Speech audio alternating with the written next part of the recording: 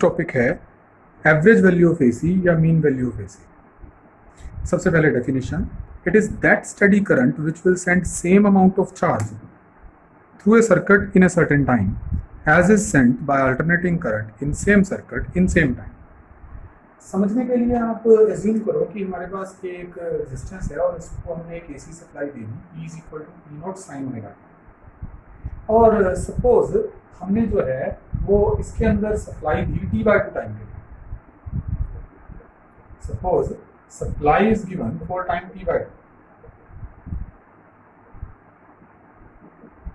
Capital T इसका time period है। सो इस टाइम के अंदर AC रिवर्स होगा, साइन ओमेगा टी का जो वेवफॉर्म है वो ऐसा है, यहाँ T/2 है, तो AC जो है वो करंट की डायरेक्शन रिवर्स नहीं हुई, पॉजिटिव डायरेक्शन में ही करंट चल रहा है। तो ये जो सप्लाई करंट चल रहा है, इस सप्लाई करंट के कारण इस रेजिस्टेंस में से कुछ चार्ज पास हो। सपोज वो चार्ज Q पास हो, charge flown in time T/2।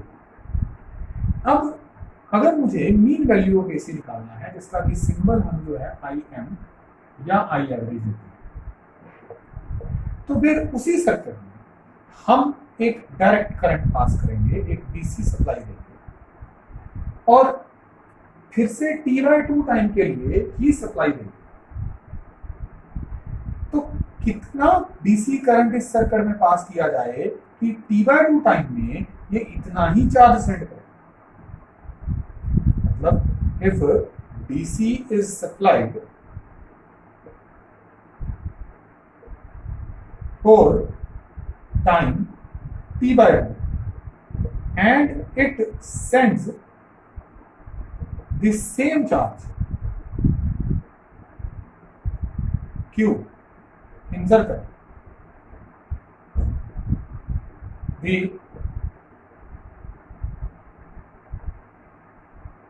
amount of DC IM will be called mean value of AC, mean value of AC या एवरेज वैल्यू ऑफ AC।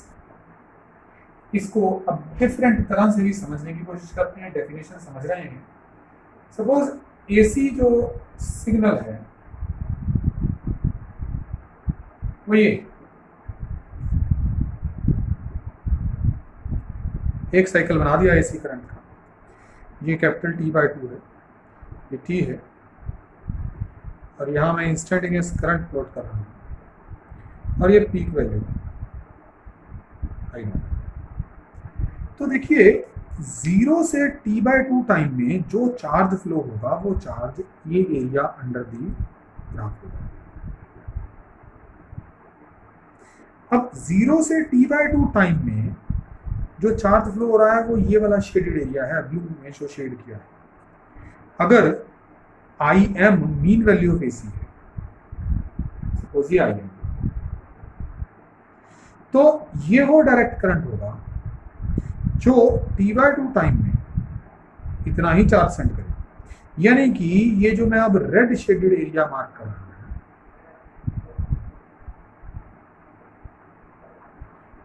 इस रेड शेडेड एरिया का value उस blue shaded area के value के बराबर होगा, तो जाके तुम इस वैल्यू को मीन वैल्यू या एवरेज वैल्यू ऑफ AC बोलोगे। अब यही डेफिनेशन, कि यहाँ डेफिनेशन में थ्रू ए सर्टेन टाइम बोला है, ये मैंने डेफिनेशन एक्सप्लेन किया है हाफ साइकिल। यही डेफिनेशन अगर फुल साइकिल पे अप्लाई की जाए तो फुल साइकिल में, एक पूरे साइकिल में, आधे साइकिल में चार्ज राइट टू लेफ्ट अगर जा रहा है तो अगले आधे में लेफ्ट टू राइट आ रहा है। तो इसलिए आपके पास जो है फुल साइकिल में मीन वैल्यू ऑफ AC 0 आएगी, क्योंकि फुल साइकिल में AC जो है कोई नेट करंट सेंड ही नहीं करवाता सर्किट में से। अब हम देखते हैं कि हम मीन वैल्यू ऑफ AC को कैलकुलेट कैसे करेंगे, मेजर कैसे करेंगे, मैथमेटिकली एक्सप्रेशन कैसे ऑब्टेन करेंगे। सो उसके लिए suppose I is equal to I naught sin omega t be instantaneous current in a circuit, and we are to calculate how much charge will this current send in some time, say half cycle. So suppose we are finding mean value of AC on half cycle. So let us calculate the charge which has flown in half cycle, that is 0 to t by t.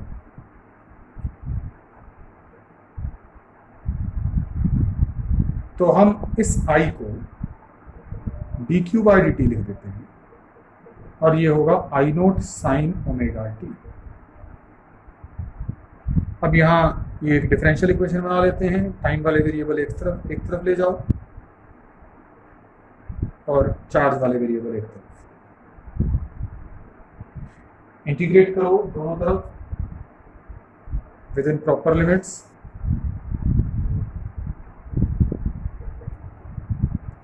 यहाँ charge 0 से suppose Q flow हुआ है और कितने time में, 0 से t by T, फिर Q आ जाएगा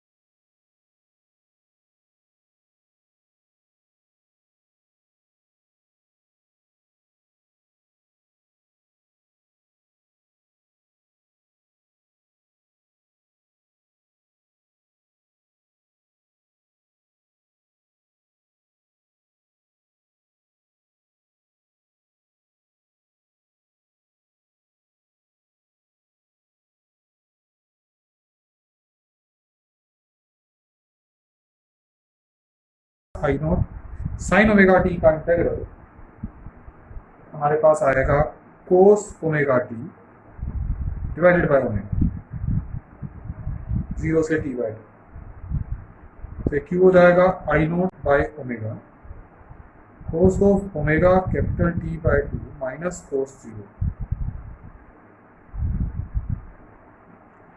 सो आप इसमें देखिए ओमेगा कैपिटल T क्या हो जाएगा, 2 पाई, 2 pi by 2 is pi, so charge हो जाएगा I nought by omega cos of pi minus cos of 0। Cos 180 is minus, minus cos 0 is again 1। सो ये हमारे पास जो वैल्यू है वो बन जाएगी minus 2 I nought by omega. यहाँ हम एक नेगेटिव साइन मिस कर गए हैं, प्लीज नोट करिए, integral of sine is minus cos, तो एक नेगेटिव साइन बाहर है तो ये माइनस और माइनस प्लस हो जाए, तो मतलब 0 से कैपिटल T बाई 2 टाइम में 2 I नोट बाय ओमेगा के बराबर चार्ज जो है वो फ्लो हुआ है। इसको फर्दर सिंप्लीफाई कर लेते हैं,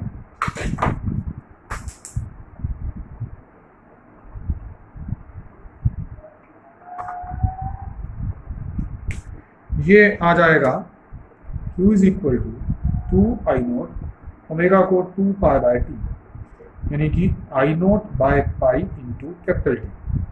इतना चार्ज T बाई 2 टाइम में फ्लो हुआ है, यानी अगर मैं ये करंट वर्सेस टाइम का ग्राफ बनाता हूं तो ये area I nought by pi into capital T है।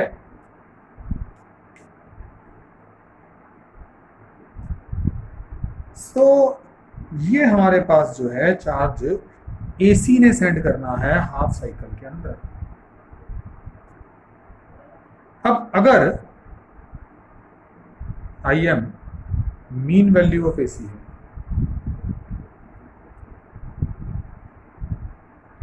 तो IM करंट जो कि डायरेक्ट करंट है वो सेम टाइम में सेम ही चार्ज भेजेगा। यही Q जो है वो IM इंटू T/2 के बराबर भी होगा।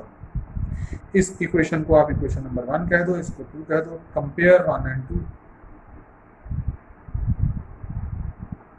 जब हम 1 और 2 को कंपेयर करेंगे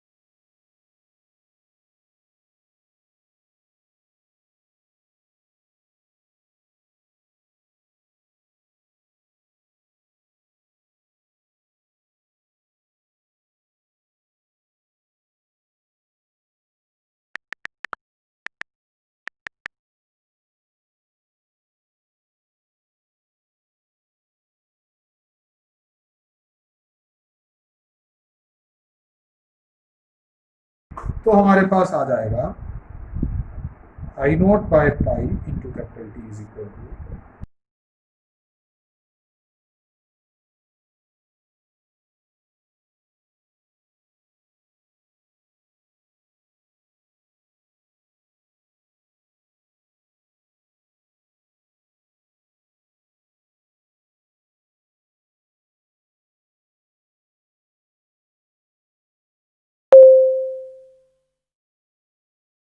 हम 1 और 2 को कंपेयर करेंगे तो हमारे पास आ जाएगा I0 by pi into capital T is equal to IM into capital T/2। Capital T खत्म। सो IM की वैल्यू आ जाएगी 2I0 by pi. So mean value of AC over half cycle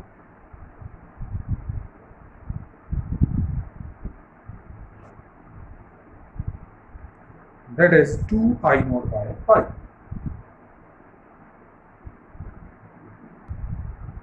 ये वैल्यू सॉल्व करने पे 0.636 I0 बैठती है।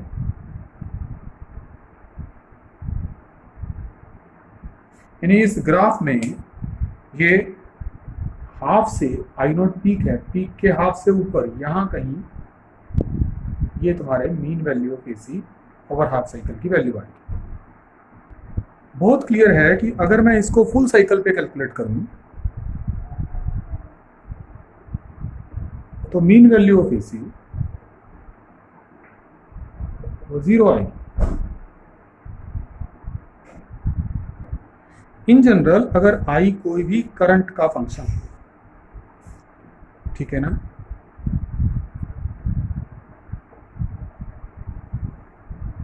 तो आई एम जो mean value of AC that is given by this, और जितने टाइम पे निकालनी है वो टाइम यहाँ लिखा जाता है।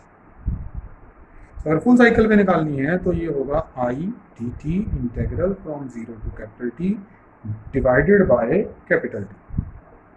और अगर यही आई एम जो है मुझे हाफ साइकिल पे निकालनी है तो ये हो जाएगा 0 से कैपिटल टी बाय 2, यानी कि आई डी टी फ्रॉम 0 से capital T by 2 over capital T by 2।